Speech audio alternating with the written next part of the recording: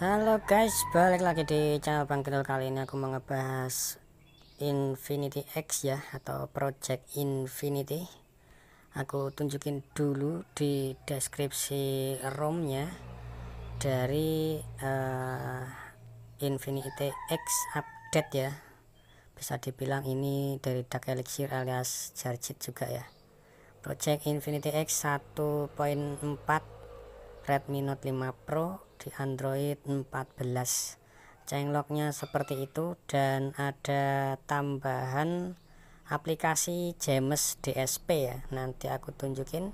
Terus update direct block, nggak tahu itu apa maksudnya, dan ada update-update atau ada tambahan-tambahan yang lain juga.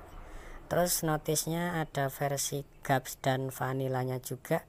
Terus ini signet build ya, artinya untuk device integrity-nya sudah pas ya, dapatnya device integrity. Oke, aku tunjukin langsung aja di bagian simple play integrity checker.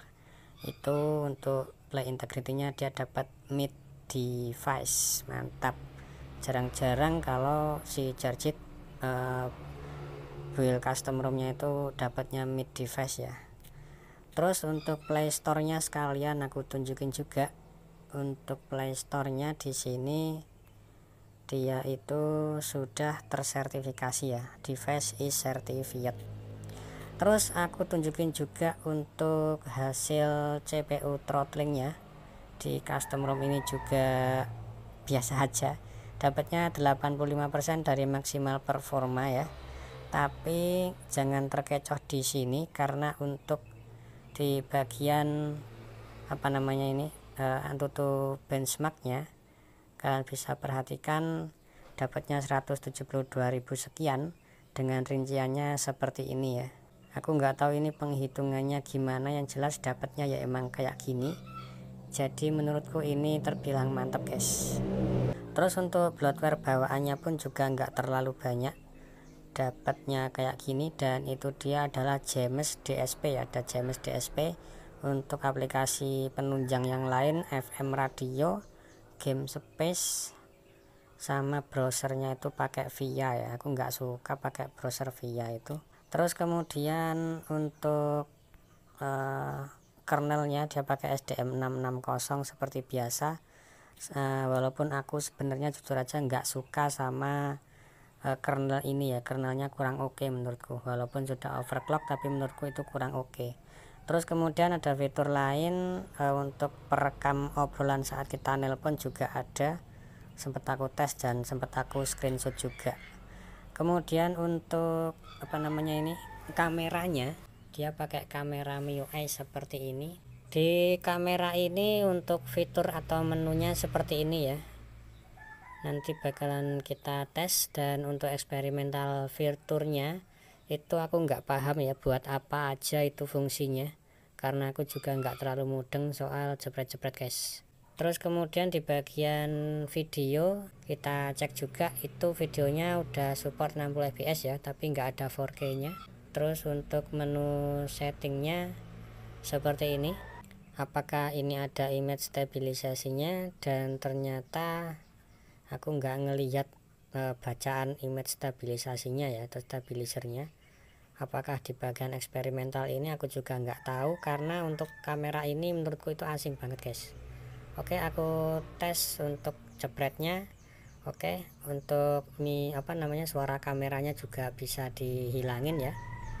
Terus sayang banget ini aku tadi agak gerak dikit ya untuk jepretnya. Dan ini untuk blurnya juga berfungsi ya guys ya. Oke, overall nggak ada kendala. Selanjutnya untuk pengetesan CPDT ya, ini untuk ngetes baca tulisnya guys ya. Kita klik aja hasilnya seperti apa, nantinya kita tunggu sebentar guys sampai 100%.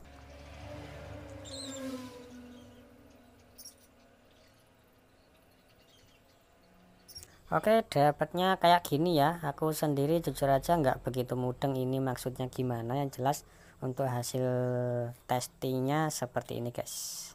Terus kemudian untuk ngecek ROM signet atau bukan, aku pakai ROM sig check dan dapatnya ROM sig normal ya, jelas aja ya. Sebenarnya ini nggak perlu, tapi ya nggak apa-apa lah, kita cek aja.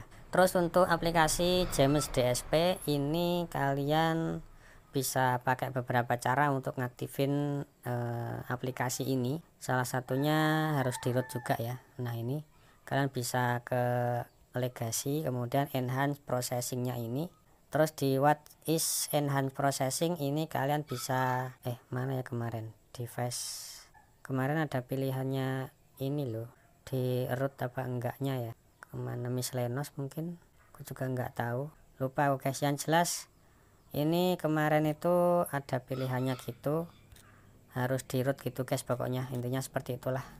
Aku sih nggak terlalu suka sama hasilnya ya. Dan di sini tuh sudah ada Mi Sound Enhancer-nya juga, kalian bisa akses di menu sistem.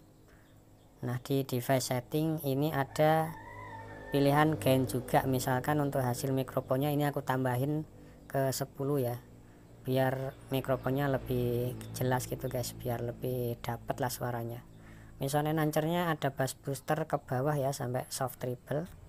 Kemudian menu bawahnya lagi ada FPS info overlay warna kuning, itu di bagian pojok kanan pojok kiri atas ya, tuh bisa kita aktifin di sini. Kemudian ada thermal profile juga, untuk pilihan menu thermal profilnya kita tunggu loading dulu.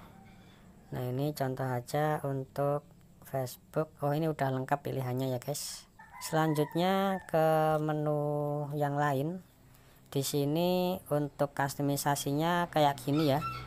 Aku udah pernah bahas soal customisasinya ini di Project Infinity yang sebelumnya, dan menurutku untuk fitur-fiturnya juga masih sama-sama aja, gitu-gitu aja. Cuman kalau aku bahas ini satu persatu ntar bakalan mumet guys, bakalan durasinya panjang gitu ya. Jadi kalian sebaiknya pelajari sendiri di bagian ini, tinggal diklik aja satu persatu. Terus untuk network dan internet itu di sini aku pakai Telkomsel ya, dan ada menu untuk Force LTE CA, ini buat aktifin 4G plus guys. Kemudian untuk hotspot dan tethering ini pun juga sudah banyak pilihannya di sini. Ada buat hotspot VPN juga. Kemudian di bagian preferred network type ini sudah banyak pilihan juga ya di bagian ini.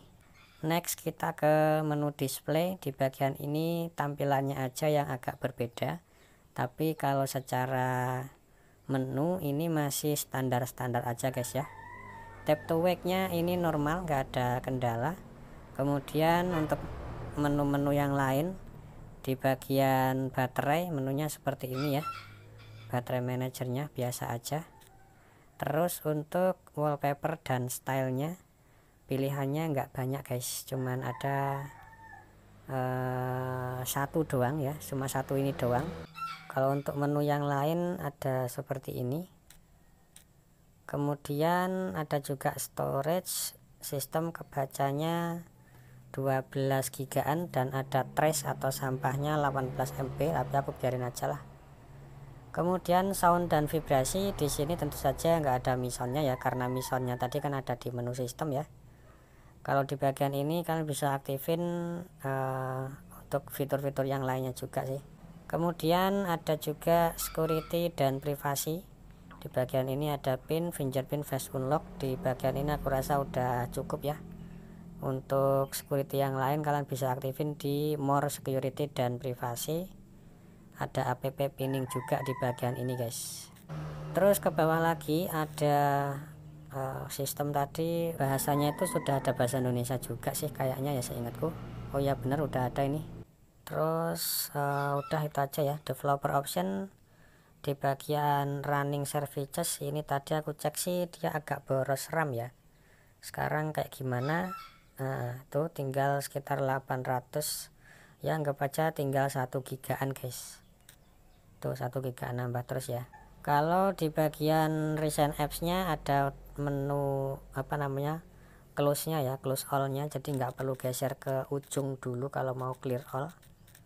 Terus ada juga ini buat apa namanya, ini tombol apa ini ya, nah ini loh yang buat detek-detek itu. Terus ada juga screenshot, kemudian di menunya ada kill, split, sama pin yang tadi. Kalau untuk quick settingnya masih standar aja, ada screen recorder yang sekarang lagi aku pakai ini. Kemudian untuk menu yang lain, nah tadi itu namanya QR code ya, QR code. Terus ada kompas, FPS overlay yang tadi, ada James yang tadi juga, dan ada quick share. Pemakaian sehari-hari ini masih oke, tapi aku nggak suka aja sama kernelnya ya, walaupun sudah overclock, tapi menurutku kernelnya ini kurang maksimal guys. Jadi mungkin sebaiknya kalian ganti aja kernelnya ya. Oke, mungkin gitu aja dulu untuk video kali ini. Thank you udah nonton, see you, bye bye.